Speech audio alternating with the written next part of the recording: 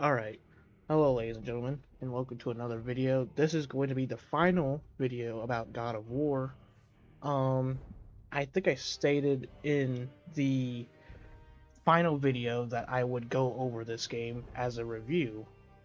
Um, Before I played the game, I looked at a lot of online critics and stuff, seeing what other people thought about it and everything, and from what I could tell, it was a lot of 10 out of 10s, 9 out of 10s, mainly just those two numbers.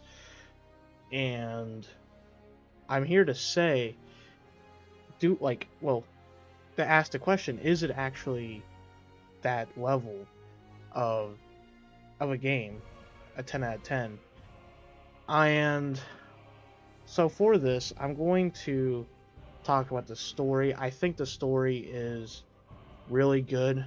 Um, Now, obviously, this could be a opinion based about my vote and everything else, so don't take this to heart. But I think the story was pretty good. I think the combat in the game is pretty good as well.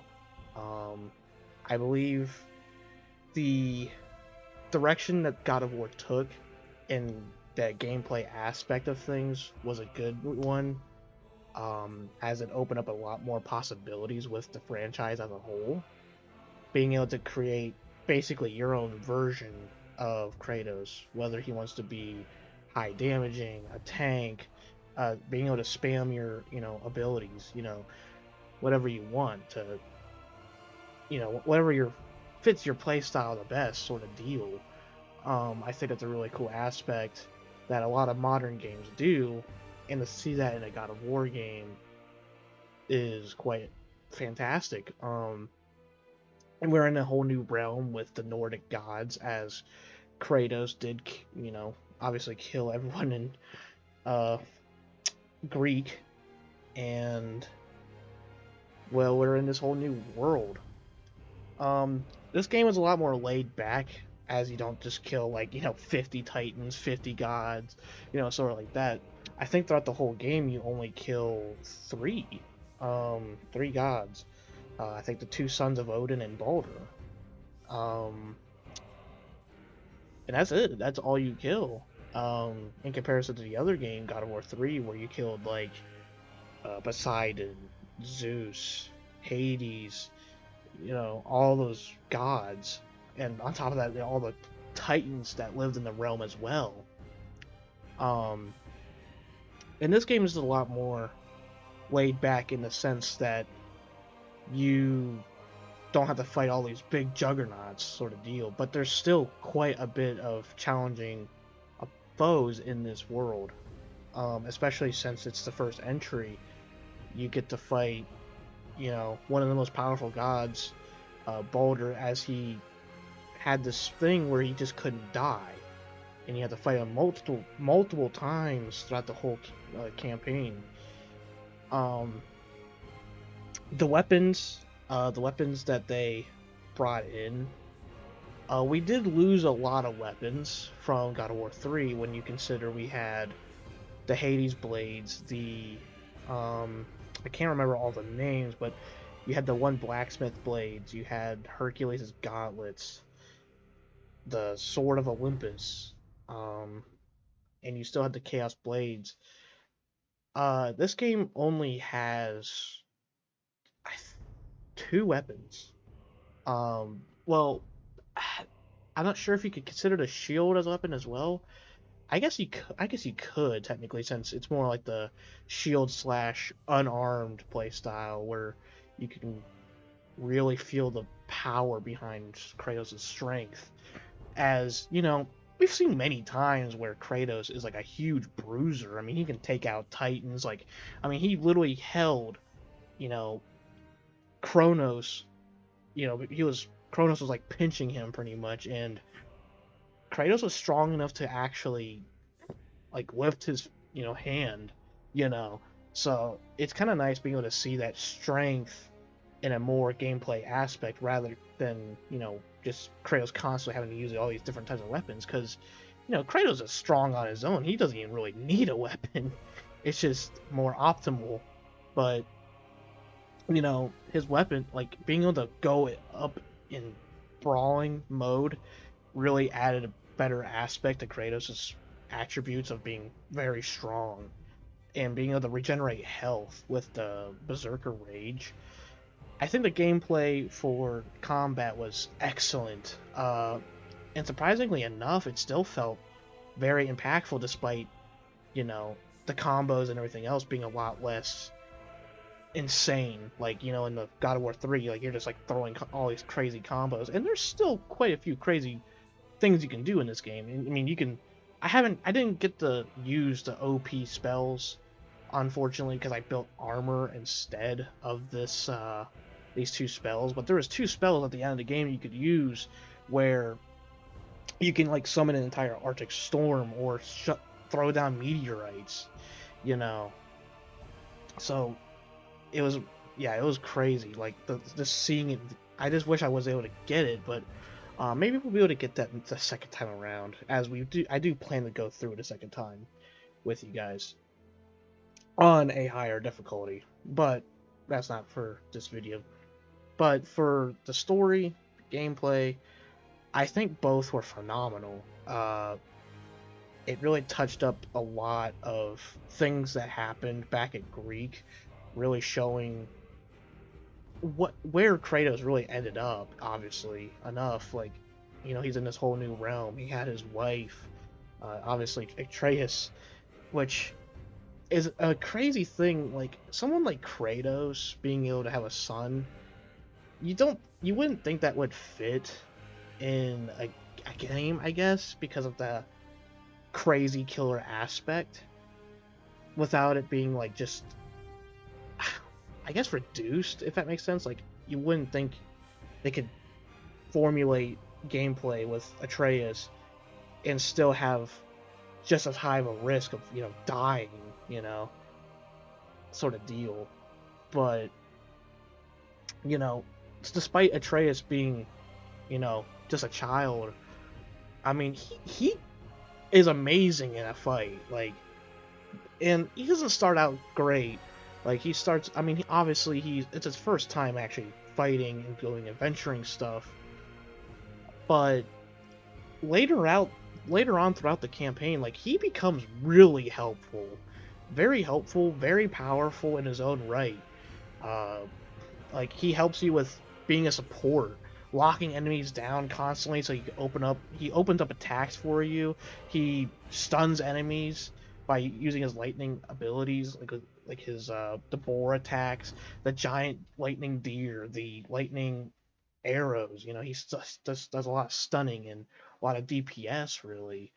um I think in that aspect Atreus really, and he can also open up like different areas in the world that you can go around, which is really awesome. They really made Atreus like, I thought Atreus would be like a huge drag coming into this, but he ended up being like very not only like was he great in character development, but he was also great in gameplay development. As like I said before, he wasn't that great in combat at the start of the game, but near the end of the game, like he is constantly jumping on enemies, stunning them, constantly. Like you have 4 arrows you constantly burst out. He has that giant, whatever you use. I preferred the deer because it was just so OP in the AoE department. Just and it was so huge, just shooting out lightning everywhere, just dishing out a crap ton of damage. um yeah, Atreus became very powerful near the end. Uh, I cannot wait to see him in Ragnarok. Obviously, some of you probably already have, since some of you probably have Ragnarok already and beaten it. Unfortunately, I haven't been able to. I don't have a PS4, so, or PS in general. So in that aspect, I cannot play Ragnarok yet. But as for this game, though, I really think that he really came a long way in both departments of story and gameplay. Um, yeah, I really liked Atreus, and Kratos being like I said before, Kratos just acting more like a brute, you know. Like before he was more into like speed and agility, but now he's just like a brute. Like he's just a tank, man. Like the way he throws his axe, he's just summoning up all his strength for every blow. Like he's just going to town, man. And even with the blades, like they feel like they have a lot more weight to them. Whether that's just Kratos just being a lot stronger or what, I think they did say Kratos in this time period is a lot stronger than he was in God of War 3, and the gameplay definitely reflects that. Despite you not being able to do all the flashing moves, he's a lot more durable this time around, a lot more ways to fight an opponent. Despite there being less weaponry, the weapons were more developed, more unique in their own ways. Whereas the blades gave you that God of War 3 feeling of agility and speed, the axe gave you the brute strength, the heavy hitter, if you will. And the brawler fist just acted as the kind of the in between. You were fast, you got good strength, and you know you could open up attacks very easily by stunning your enemies with like the berserker ground pounds and stuff when you're in rage mode. So yeah, I definitely think combat is way better in this game than God of War 3. And the progression of how you make your Kratos look, feel, and just the power level he can exceed to, it's very rewarding and fun to see. All these flashy armors and it just looks so good. Like the mist armor, I love the mist armor, dude. I never got the fire armor. I really want the fire armor. Maybe the second time around we could get the level 8 fire armor. That'd be pretty sweet. If we could get some of that going. We'll have to see on that. But it was really fun. Yeah, gameplay wise, I'd say it was probably 10 out of 10 for gameplay. Story mode, really the same. I think the story was really interesting. It showed a lot of different, you know, characters, like different, like how they live their lives. Like Freya, for instance, you know, the main enemy of the game was Baldur, which we later figure out is uh, Freya's son. And unfortunately, we had to make the tough choice of either saving her or, you know, killing Baldur. Now, it's not an actual player option, but in the story, though, you do save Freya and, you know, take out Baldur. But it's just such a difficult thing to really see, though, just because, I mean, that was her son, you know. I mean, it's just kind of tough because, you know, earlier in the game, she saves Atreus, and he kind of returned the favor by killing him, but he was gonna kill her. It was just, it's kind of a mind bog. Like you don't really know what is right or wrong in that situation, but um, yeah, it did hurt. It was a pretty emotional train wreck there, but um, again, it was just no easy choice for that, and the game even acknowledged that. I think the game was had a really good storytelling, had a lot of good um, life lessons, if you will. I can't really think of anything to complain about for the story. That the locations of each realm were very fantastic to explore, and exploring any area gave rewards, you know. And that was what really made the game just so much fun. Um, I think as a whole, the game was the game was, as a story at least, was definitely deserving of a 10 out of 10. The open world aspect, I'll get into that now. The open world aspect, the world is big and you can go to multiple realms, locations. The only problem I do have with them is that they are mostly narrow paths. Um, it's not really like that open field where you have like huge landscapes, like huge open landscapes to explore. It's more like linear paths. I I know that will affect a lot of people, and it did kind of bother me a little bit.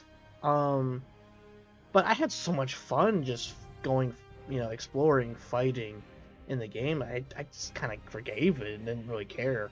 Um, I I really it really paid off. Like everything that you can do in the game. Like you can choose to end the game early, or you can keep growing more and more powerful. I got to level 8, almost level 9 with my Kratos, and near the end, I was kicking Baldur's ass, like just destroying him.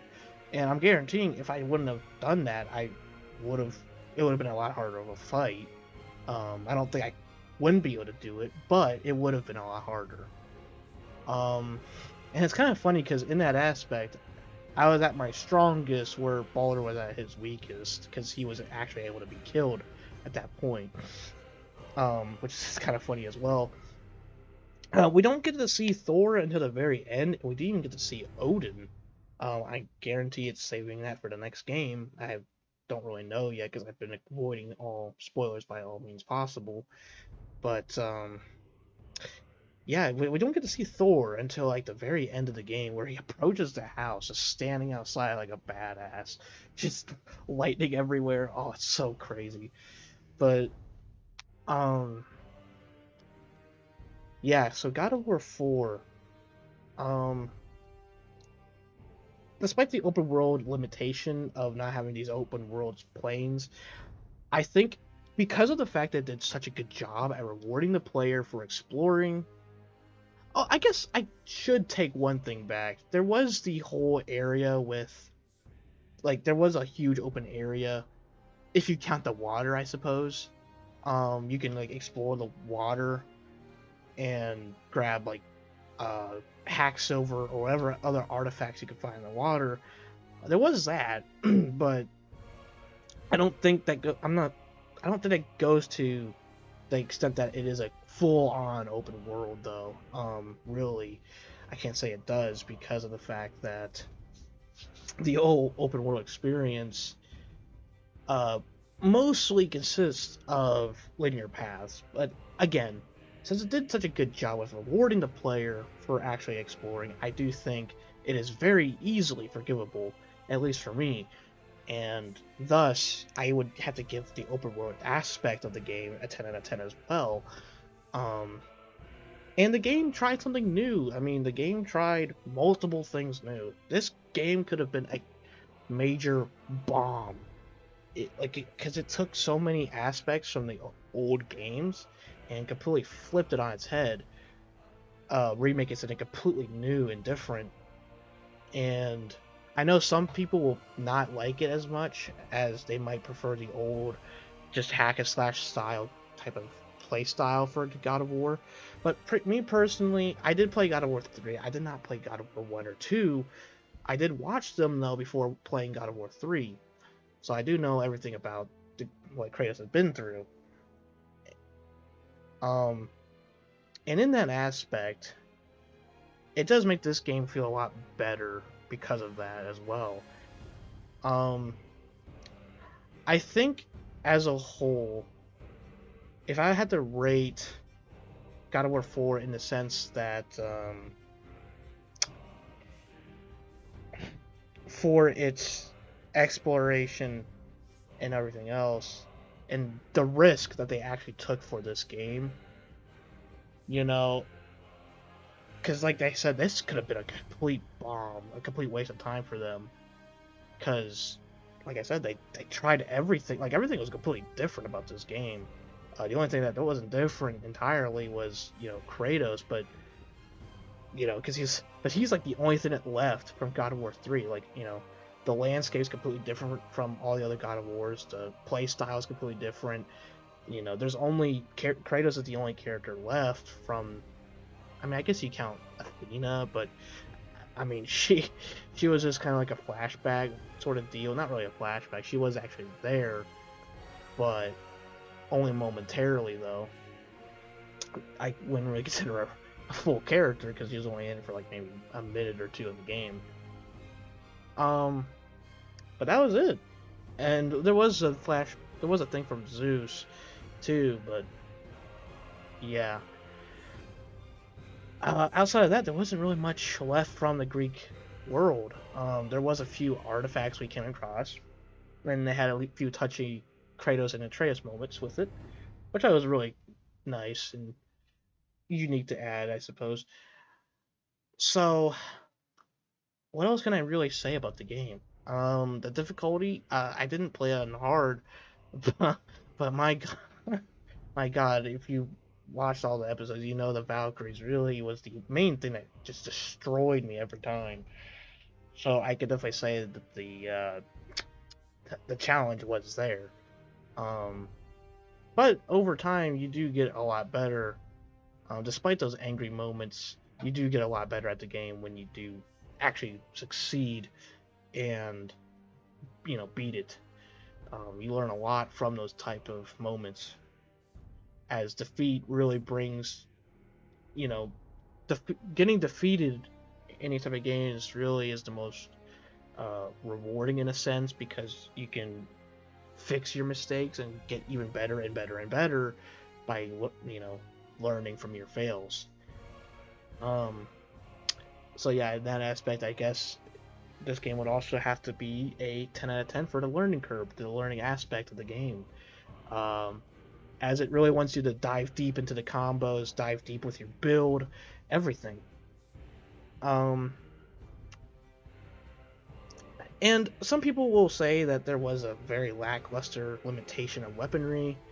I can kind of agree. There was only, like I said, there was only 3 weapons, but overall, I do think they more than make up their welcome, just because they're just so good. All of them just feel so good to use with all the different combos, unique play styles you can use with them, and etc. Um, I went over combat already, but just it's kind of crazy how 3 weapons. I mean, really, that's all you really had the whole game, but yet it's just so much fun. So I guess the next thing I'm trying to rank here is the hack and slash aspect of the game. It's definitely there, and I would definitely say it is also a 10 out of 10. Considering they made all these combos and made the game not really feel repetitive in a sense. Like of course it is repetitive, but in a good way though. It never really wore out its welcome for me, despite me playing for more than 40 to 50 hours. Um, so in that aspect, I would have to give it a 10 out of 10, as I really fell in love with each weapon. And I didn't think the Leviathan axe, uh, you know, I really thought that I would be missing the blades. And that's another thing people may have missed if they didn't play long enough, is that the blades weren't in the game until like much, much later.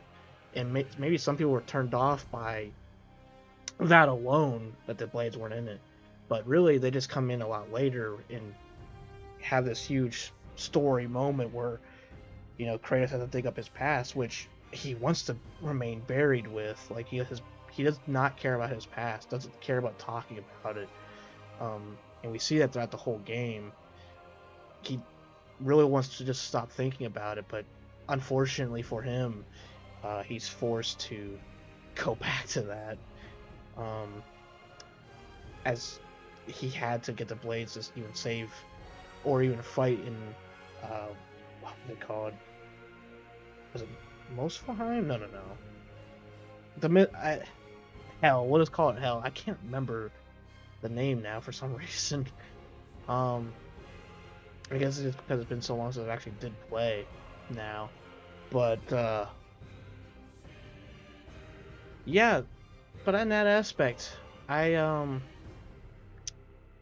definitely think that the game did a really good job with the hack and slash part of it. Um, and even moments like this, like what you're seeing now, there's a lot of these moments in the game, just satisfying, just beating the crap out of an opponent, just slamming them in the ground. I mean, dude, such a good game, so many good finishers. And despite there not being any gods, well, besides 3 that you kill, there's still quite a few opponents in the game that you fight, like the dragon, bunch of trolls you fight, like these guys, and then um the Valkyries. You know, they had a lot of big challenging opponents that you had to fight that weren't just gods and titans, which is really refreshing, honestly, because I would hate to just jump to this new realm, kill like 30 gods, and move on. Like it just wouldn't feel right. I think everyone would agree with that as well. Um, the adventure aspect of the game, the journey, if you will. I kind of covered this already a little bit, but I think the journey as a whole, the journey as a whole really didn't wear as welcome either. Um, I think I think the only complaint that I had throughout the whole series, it wasn't even that big, was the fact that they did reskin a lot of enemies, I guess. But I mean, I had so much fun just fighting in general that I didn't really care.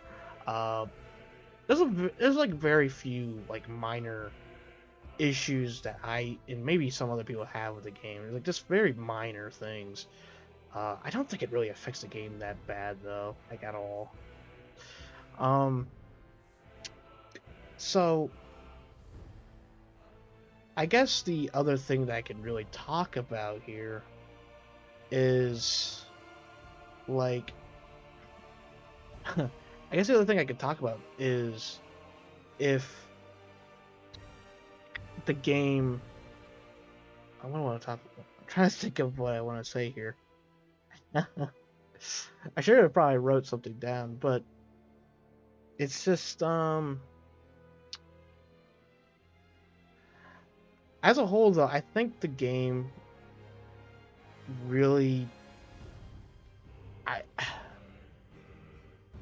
I think people said that, like a lot of people said it was a 10 out of 10, and I can't really see any arguments to that. Because like I said, the story, gameplay, journey, adventure, what the game sets out to do, it accomplishes in a very satisfying and respectable way. Um, and there's a lot of lore material in here, and it was all very fascinating. I didn't read it throughout the videos, but I did read it like after the videos, um after I recorded my last video, I went back into it and read everything myself, um, just to see what. I just didn't want to halt the videos with me having to read, so I want to read at my own pace, sort of deal when I'm doing that. And yeah, there's a lot of lore material. It was all very satisfying to read, and yeah, I got nothing else to really say about the game. I think, as a whole, to answer the question once and for all, is God of War a 10 out of 10? Well, if you've been listening to anything I've been saying, I would definitely say it is. Um, I I was thinking I would put it at a 9 because of the minor complaints I did have with it. But again, there were minor. And a 10 out of 10 does not always mean it's 100% perfect, but it's to the point to where it's good enough. Um, and a lot of these things may just be because like these minor things might just be saving a lot of other art for Ragnarok. Um, so I think it's very forgivable. I think the game as a whole does its job. I mean, like I said, it could have been a huge waste of money for them doing all these crazy things, because you compare God of War 4 to God of War 3, they're barely similar, apart from the the hack and slash play style. Other than that, though, they're not really the same in any way. Like, you have a lot more freedom because in God of War 3 or any of the God of Wars, you're just forced to follow the story, whereas here you can explore, you know, move at your own pace with this game, sort of deal. Um, and that's why I think that's what made it so great in comparison. It's just you can move at your own pace. You're not forced to constantly just do the story and constantly just fight more and more and more, and constantly progressing through the missions. And God of War 3, going back through it, I mean, I did like the game, but after I completed the campaign once, I had no I had not satisfaction. I liked the game, but I had no reason to go back through it. Um, God of War 4, though, you have a reason to go back through because you could collect more armor, more weapon, like higher tier of those weapons and armor, and get different variations of them as well. Um, so there's an actual incentive to go back through and to play at a higher difficulty when you have all this badass gear maxed out. Um, which I'll be doing another series. I'm not sure when, but we'll be doing another series of God of War on a higher difficulty. But as a whole, I think God of War does earn its title at the 10 out of 10 margin. Like I said, there is minor stuff, but overall, it is a 10 out of 10 game. Very few complaints. The game was never at a point boring to me. I had so much fun throughout the whole game. Um, through the story, through the combat, through the progression, it was all so good. And on that note, I think I'll leave it there. And I hope you guys enjoyed this game just as much as I have. I know this review is probably a bit late, but you know, because this game came out, was it 2018, 2019? So I am a bit late to the party here, but if you haven't played the game yet, I definitely recommend you do, because it is a one hell of a time, and you will not regret it. If you like hack and slash or good storytelling, good progression, this game has it all. Alright guys, so that's all I have to say for this video. This is the Legendary Founding Titan, signing off. And if you want more content like this, where I go over games, review them, doing tier lists, or anything, make sure to leave a like, comment, and subscribe to the channel, as I do this type of stuff all the time. We'll be doing a lot more walkthroughs as I'm going through all the Halo campaigns as of right now. We'll be getting a lot more walkthroughs throughout the channel. And I hope y'all have a good day. Let's get together again in another video, lads. I'll see you all in the next one.